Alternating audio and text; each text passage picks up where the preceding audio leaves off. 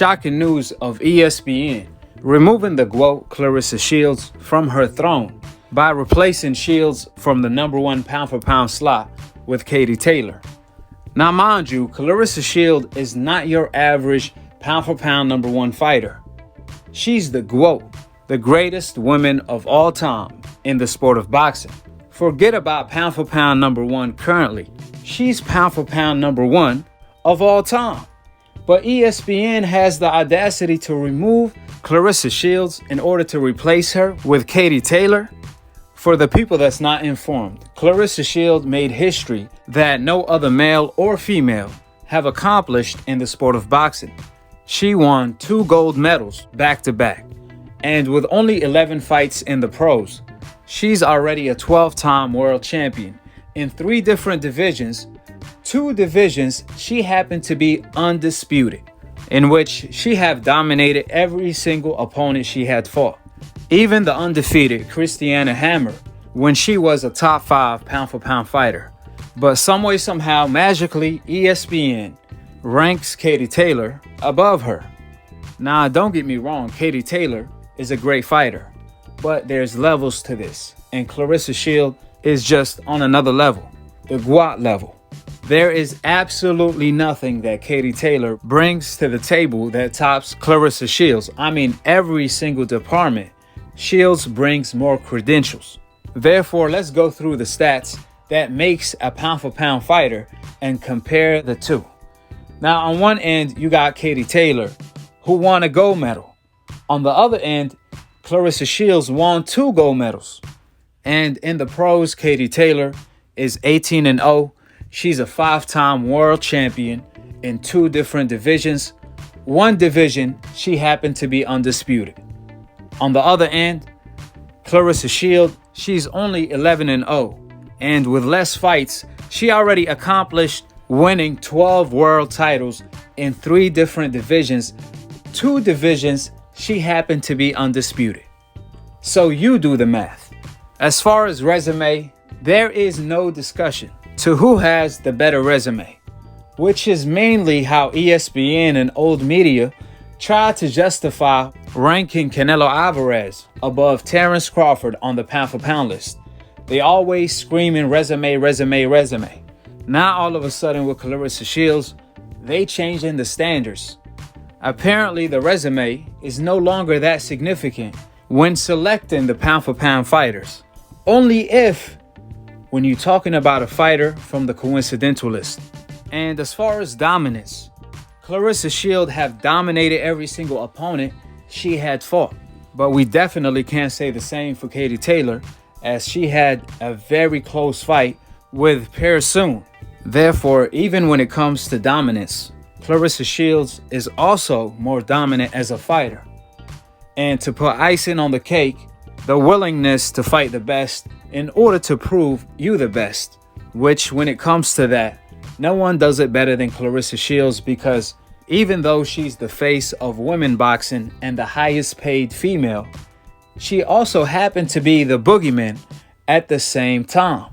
Or to be more proper, the boogie women, if that's even a thing. But Shields is making it a thing, since there's plenty of fighters that's avoiding her, even though she's the face of women boxing and the highest paid. She's even willing to fight Katie Taylor to settle the deal if there's any discussion. But the only problem with that is the weight. However, Claressa is willing to go down to a division she never campaigned at and drain herself in order to fight Katie Taylor if the money is right to lose the weight. Which, if that goes down, we all know the results. It's gonna be a massacre. You can put Claressa Shields in any division and she will be the favorite to come out on top against anybody. That's how good she is. I mean, this girl is so special. She sparred Errol Spence, and Errol didn't even go easy on her. With the facts being stated, all of these credentials in which Claressa Shields tops Katie Taylor in every single department.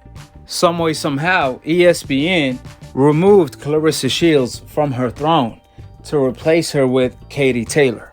How is ESPN going to justify this move? If this ain't racially biased, I don't know what is. This is equivalence of having Floyd Mayweather in his prime and replacing him with Ricky Hatton before they fought on the pound for pound list, or having Roy Jones in his prime getting replaced by a fighter from the Hope list that's not as half as good as him, in order to change the face of boxing from the yin to the yang. This is what the agenda is all about. We see it happening in the male divisions. Now it's happening in the female divisions. Now keep in mind that Katie Taylor is not even an ESPN fighter, but she do have the complexion for the connection. Therefore, you guys can't claim ESPN is being biased toward her because she fights on their network. That's not even the case. In fact, it's the contrary. Katie Taylor fights for DAZN. Guess who also fights for DAZN? Canelo Alvarez, in which recently ESPN removed their own fighter, Terrence Crawford, from the pound for pound #1 slot when Lomachenko lost to Teofimo Lopez, and replaced Terrence Crawford with Canelo Alvarez, after Canelo Alvarez beat Avni Yildirim, who was coming off a loss for David Benavidez's belt that he requested. In other words, Canelo stole David Benavidez's belt to fight against Avni Yildirim, losing his DAZN contract in the process for the ultimate cherry pick.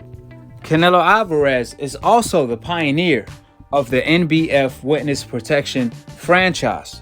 Do you guys know the No Black Fighters Witness Protection franchise is the organization Canelo Alvarez created to avoid any undefeated Black American fighter? That's right, Canelo gave up his belt to Jamal Charlo, who was his mandatory, in order to avoid that fight. Canelo Alvarez also turned down $40 million guaranteed, the highest purse of his career, for Undisputed, in order to avoid Demetrius Andrade. Keep in mind, these are not random fighters Canelo Alvarez is avoiding. These are his rivals, the Fabulous Four of his time, the Charlo twins and Andrade, in which Canelo have been avoiding them for the past 7 years to this day. But ESPN ignored all of the above and replaced their own fighter Terrence Crawford with Canelo Alvarez as the #1 pound for pound. If you may wonder why, their justification is that Canelo is gunning for Undisputed in a European division to be the king of Europe, something Terrence Crawford already accomplished years ago. And now he's heading for Undisputed again in the deepest division in the sport of boxing, while being avoided. Therefore, it never been about who fights on whose network. It's all about the yin and the yang. In fact, Claressa Shields just made her MMA debut on ESPN too. Therefore, if anybody that's going to get the benefit of the doubt, it would have been Claressa Shields if that was the case. But we all know what time it is. As you guys see above, even DAZN had the audacity to make a post asking who is the #1 pound for pound, displaying two fighters. Neither one of them was Claressa. I mean, how you gonna make a poll asking a question to the fans without including the GWOAT on the list? We all know what time it is. When you're a fighter on the coincidental list, you have to do 10 times more to get half of the credit that a fighter on the Hope list gets. And last but not least, for the people that's going to try to justify these double standards by claiming, well, ESPN and DAZN removed Claressa Shields from the pound for pound #1 because she went to MMA. The reality is that is not true, since these rankings came out before Claressa Shields even made that jump. These rankings came out before Claressa Shields even won her second undisputed title. And till this day, these rankings still the same. ESPN came out with their first list on August 2020. In fact, they actually had Claressa as #1 pound for pound. This was ESPN first rankings ever. Fast forward a couple months later, in November 2020, ESPN came out with new rankings replacing Claressa Shields with Taylor. Therefore, there is no justification to this racially biased list. You got Claressa on one end. She done beat up everybody in her sport. She had to go to another sport to find some more ass to kick. Excuse my language. She competing in two different sports simultaneously, which is not just making history. This is breaking history. Meanwhile, the Ring magazine haven't had Claressa Shields on the cover till this day. But ironically, this is the same magazine that had Ronda Rousey, a UFC fighter, on a boxing magazine. And today, Claressa is bringing women boxing back to life. After making history, becoming undisputed twice, winning 2 gold medals, now she in the MMA kicking tail. However, the Ring magazine haven't put her on the cover. Like I said time and time again, it's all about the yin and the yang. With the facts being laid out, drop your thoughts in the comment section below, subscribe below, and click on the notification bell to be continued on the next episode of Akhi, Akhi, TV. Peace, and I'm on to the next one.